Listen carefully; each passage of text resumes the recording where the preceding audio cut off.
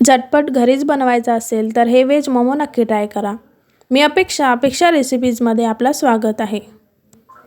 तर सर्वात प्रथम आपण चटणी तयार करायला घ्यायची। चटणी करण्यासाठी पिकलेले 4 टमाटर घेतलेले आहे आणि ते पण स्वच्छ धुवून घेतलेले आहे।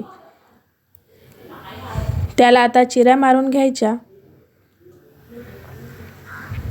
चिरा मारून झाले आहेत। त्यानंतर एका पतेल्यामध्ये 2 ग्लास पाणी घेतलेले आहे आणि ते आता आपण गॅसवरती ठेवणार आहोत। गॅस ओपन केलेले आहे आणि त्यावरती आता पतेला मांडायचं आणि त्यामध्ये एक एक करून टोमॅटो घालायचे। त्यानंतर 10 ते 12 लसूण पाकळ्या घेतल्या होत्या त्या घालायच्या आणि थोडंसं अद्रक तुकडा घालायचं। 10 ते 15 मिनिट शिजवायला ठेवायचे। त्यानंतर दुसरीकडे आपण 2 वाटी मैदा घेतले आहे आणि त्यामध्ये थोडासा मीठ घालून छान पाणी घालून मिक्स करून घ्यायचं। बॅटर असं मिक्स करून घ्यायचं की ते घट्टसर मळायचं आणि मुरण्यासाठी 10 ते 15 मिनिट झाकून तसंच ठेवायचं। त्यानंतर आपण मोमोजची स्टफिंग करायला घ्यायची। सर्वात प्रथम एक गाजर घेतला आहे आणि त्याचे छोटे छोटे काप करून घ्यायचे।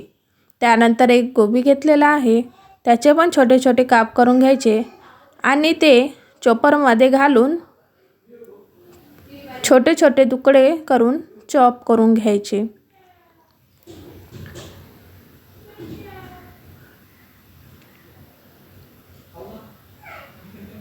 अशा प्रकारे छान बारीक बारीक करून घ्यायचे। त्यानंतर आपण एक कांदा स्वच्छ धुवून घेतलेला आहे आणि त्याचे पण छोटे छोटे असे काप करून घेतलेले आहे आणि त्यानंतर पण ते कांदा चॉपरमध्ये चॉप करून घ्यायचं, बारीक करून घ्यायचं।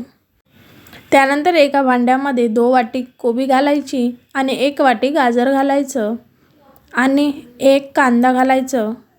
त्यानंतर 10 ते 12 लसूण पाकळ्या घ्यायच्या आणि छान बारीक बारीक कापून घ्यायचं। थोडासा अद्रकचा तुकडा घ्यायचं, त्याला पण छोटे छोटे तुकडे करून घ्यायचे। त्यानंतर 2 ते 3 हिरव्या मिरच्या घ्यायच्या, त्यांना पण बारीक बारीक छान कापून घ्यायचं।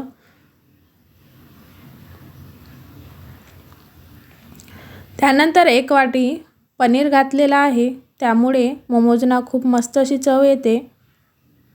गॅस ओपन केलेला आहे, त्यावरती एक कढाई ठेवलेली आहे आणि त्याच्यामध्ये आवश्यकतेनुसार तेल घातलेले आहे।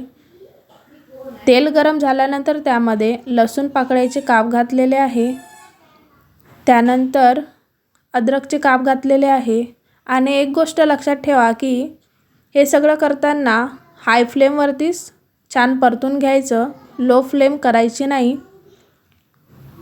त्यानंतर 2-3 ज्या मिरच्या कापून घेतल्या होत्या त्या घालायच्या आणि छान ढवळून घ्यायचं।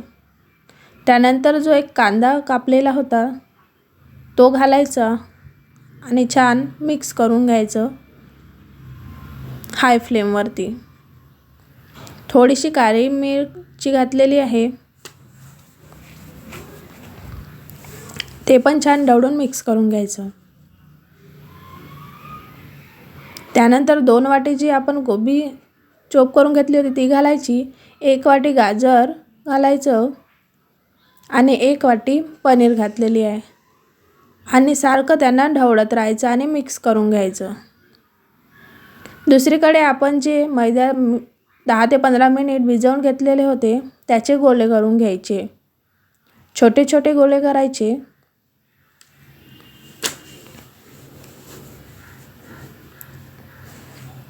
2 वाटी मैदा घेतला होता त्यानुसार 15 ते 20 मोमोज तयार होतात।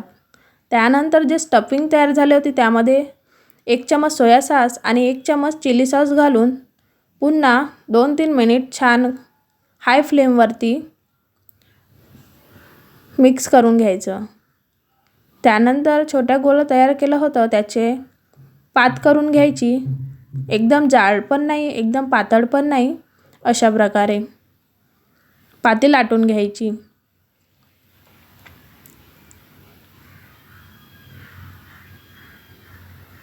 पाती लाटून झालेली आहे आणि त्यामध्ये आपण स्टफिंग भरायची।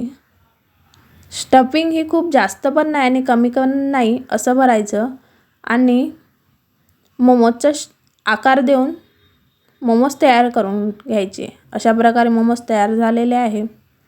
दुसरीकडे एका भांड्यामध्ये आपण पाणी घेतलेले आहे, ते गरम करून घेतले आहे आणि ते आता त्यावरती मोमोज ठेवून कमीत कमी 15 ते 20 मिनिट वाफवून घ्यायचे।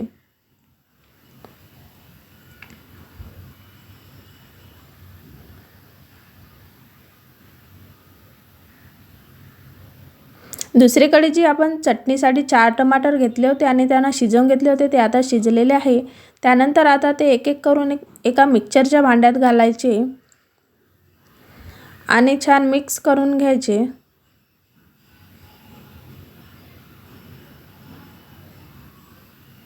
त्यामध्ये थोडी काळी मिरची घालायची, चवीनुसार तिखट। आमच्याकडे बेडगी मिरची नव्हती त्यामुळे आम्ही त्याच्यामध्ये तिखट ॲड केले आहे। तुमच्याकडे असेल तर तुम्ही बेडगी मिरची वापरू शकता।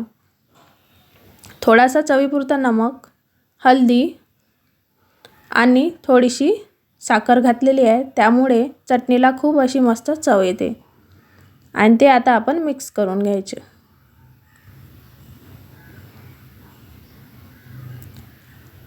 चटणी आपली एकदम रेडी झालेली आहे। त्यानंतर जे आपण वाफवण्यासाठी मोमोज ठेवले होते ते पण मस्त रेडी झालेले आहे।